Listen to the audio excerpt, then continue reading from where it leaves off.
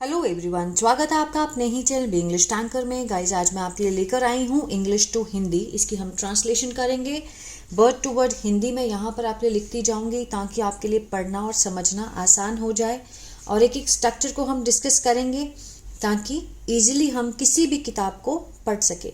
तो चलिए स्टार्ट करते हैं। आज की स्टोरी है the frog in hot water. Frog होता है मेंढक, इन में हॉट मीन्स गर्म, वाटर पानी। तो आज की स्टोरी का जो टाइटल है गर्म पानी में मेंढक।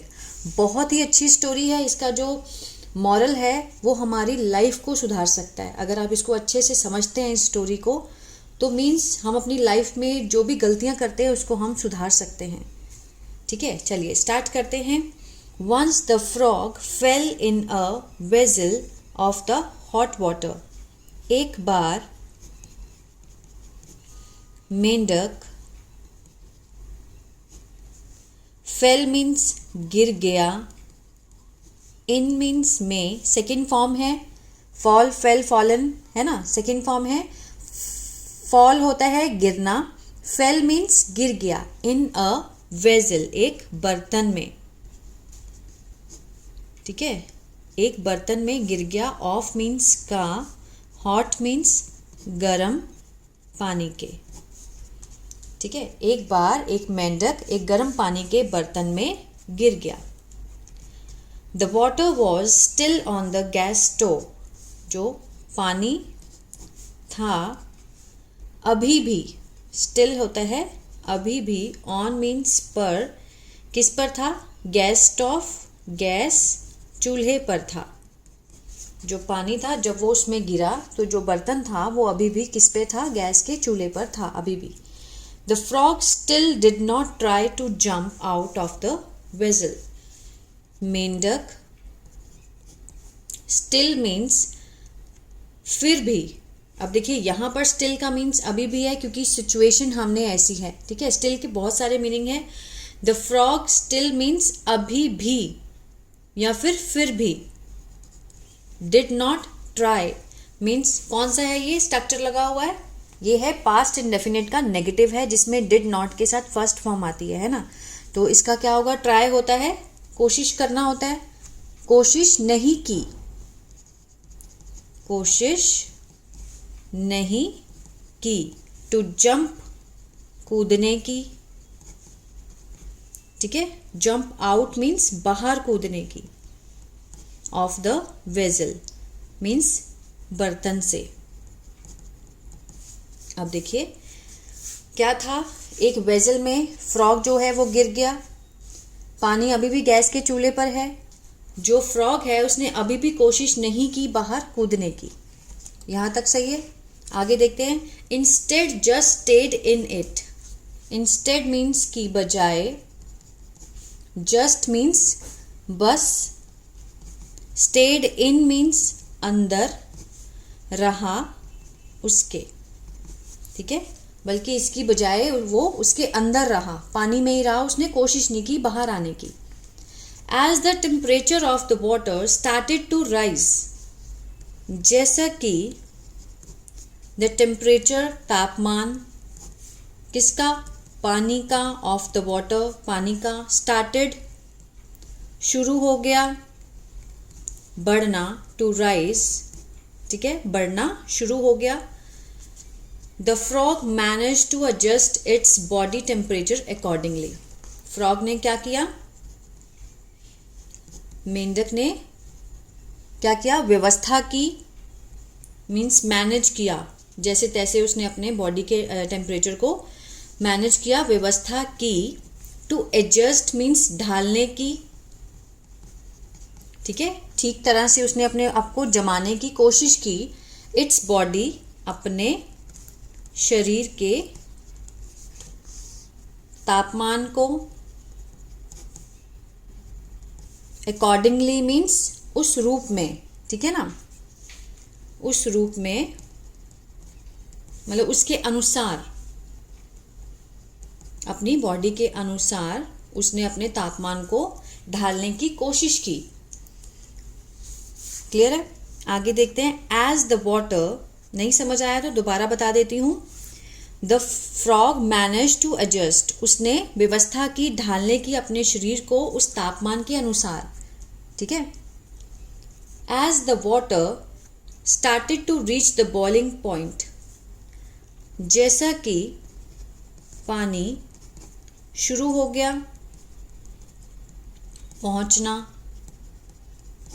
द बॉइलिंग पॉइंट मीन्स उबलने के समय पे, है ना, मतलब उबलने की उस पे कगार पे आ गया पानी, शुरू हो गया, उबलने लग गया, अपने पॉइंट बॉइलिंग पॉइंट पे पहुंच गया पानी। The frog was no longer able to keep up, ठीक है। द फ्रॉग, वो जो मेंढक था, वॉज नो लॉन्गर मीन्स ज़्यादा सक्षम नहीं हुआ इस चीज़ को कायम रखने में। नो लॉन्गर मीन्स ज़्यादा देर तक नहीं। एबल होता है सक्षम, योग्य। टू कीप अप मीन्स कायम रखना, और मैनेज करना मीन्स व्यवस्था करना। पहले हिंदी लिख लेते हैं फिर समझाती हूँ। इट्स बॉडी, अपने शरीर के तापमान को according to the water temperature means के अनुसार, टू द वाटर पानी के तापमान के अनुसार। अब इसको समझते हैं। ये देखिए, as the water started to reach the boiling point, जैसे कि पानी शुरू हो गया था अपने बॉइलिंग पॉइंट पे शुरू होना, पहुंच चुका था। जो मेंढक था वो ज़्यादा देर तक मतलब कायम रहने में असक्षम था। नो लॉन्गर मीन्स ज़्यादा देर तक वो उसको बर्दाश्त नहीं कर पाया। And manage its body temperature accordingly to the water temperature, और उसने व्यवस्था की अपने शरीर के तापमान को उसके अकॉर्डिंग ढालने की, ठीक है। The frog tried to jump, मेंढक ने कोशिश की। सेकेंड फॉर्म है, सिंपल पास्ट है, कोशिश की, कूदने की, बाहर ऑफ द वेसल, बर्तन से, बट विद वाटर टेम्परेचर, लेकिन वो जो पानी के तापमान के साथ, लेकिन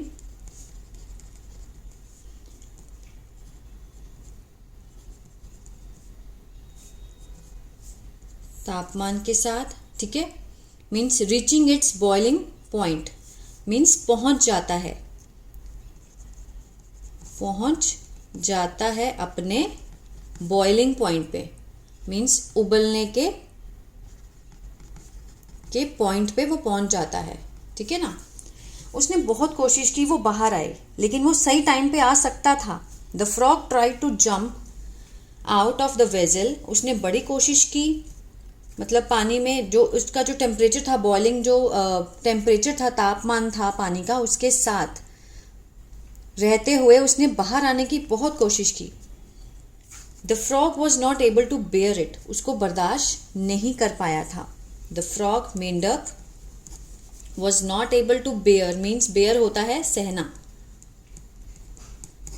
वॉज नॉट एबल सक्षम नहीं था, सक्षम नहीं था उसको बर्दाश्त कर पाने में, सहन कर पाने में, ठीक है, उसे, उस बॉइलिंग पॉइंट को। एंड कुडंट मेक इट, और नहीं कर पा सका, नहीं कर सका। मेक मीन्स होता है करना, इट मीन्स इसे, कुडंट मीन्स नहीं सका या नहीं पाया, सका या फिर पाया मीन्स वो जो उस बॉइलिंग टेम्परेचर का जो तापमान था वो उसको बर्दाश्त नहीं कर सका। अब देखते हैं ये लाइन देखिए, what was the reason that a frog, क्या था, रीजन होता है कारण, कि जो मेंढक है, इसको समझिए लाइन को बहुत अच्छे से। व्हाट वाज द रीजन, कि क्या कारण था कि मेंढक, आगे देखते हैं, couldn't make it, couldn't make it means नहीं कर सका या नहीं कर पाया। क्या कारण था? Will you blame the hot water for it. अब विल यू ब्लेम कौन सा है? ये फ्यूचर इंडेफिनेट का इंटेरोगेटिव है। विल बाहर लगा, उसके बाद सब्जेक्ट, फिर फर्स्ट फॉर्म, देन ऑब्जेक्ट। कि विल यू ब्लेम, क्या आप दोष देंगे क्या आप दोष देंगे, विल यू ब्लेम गर्म पानी को इसके लिए? ठीक है, वो क्या कहना चाहता है कि वो क्या कारण है कि फ्रॉग नहीं कर पाया इस चीज को, बाहर क्यों नहीं, क्योंकि उसकी तो टेंडेंसी है जंप करके बाहर आने की, आसानी से आ सकता था लेकिन उसने नहीं किया। Will you blame the hot water for it, क्या आप इसके लिए गर्म पानी को दोष देंगे? नो। मॉरल देखिए स्टोरी का, the frog couldn't make it, जो मेंढक है वो इसे नहीं कर सका, इसकी मैंने ऊपर लिख दी है हिंदी, ठीक है, इसलिए मैं नहीं लिख रही। The frog couldn't make it due to, के कारण, इट्स ओन इनएबिलिटी, अपनी असमर्थता, असमर्थता के कारण। किस असमर्थता के? निर्णय लेने की। when it had to jump out, कि कब उससे कूदना था, ठीक है, बाहर। वो किस चीज में असमर्थ रह गया? The frog couldn't make it, वो नहीं कर पाया क्योंकि अपनी निर्णय ना लेने की असमर्थता के कारण, कि उसे कब कूदना है, वो डिसाइड ही नहीं कर पाया कि मुझे कब बाहर आना है। We all need to adjust, हमें सबको ज़रूरत है, टू एडजस्ट मीन्स इसको मतलब ठीक करने की, जमाने की, अकॉर्डिंग टू के अनुसार, टू द सिचुएशन मीन्स क्या व्यवस्था है, क्या सिचुएशन है, उसके अनुसार हम सबको ढलने की ज़रूरत है। बट लेकिन देयर आर टाइम्स, एक समय होता है, एक समय होता है जब we need to face the situation, हमें हर परिस्थिति को का सामना करने की ज़रूरत होती है, जब हमें आवश्यकता होती है सामना करने की परिस्थितियों का, और टेक द एप्रोप्रिएट एक्शन, और लेना होता है एक सही एक्शन, ठीक है, एक सही कार्य हमें एक्शन लेना होता है, मीन्स काम करना होता है उस सिचुएशन के अकॉर्डिंग। अगर आप इसकी गहराई को समझेंगे ना तो इसमें बहुत कुछ है। उस फ्रॉग ने क्या किया था, उसने वो बर्तन में से कूद के बाहर आ सकता था, लेकिन उसने सही टाइम पे सही एक्शन नहीं लिया, जिस कारण से वो उसी में रह गया और अनेबल हुआ वो बाहर निकलने में, जिस टेम्परेचर को वो बर्दाश्त ही नहीं कर पाया। अब हम लोग क्या करते हैं, सही समय पर सही एक्शन नहीं लेते हैं, ठीक है।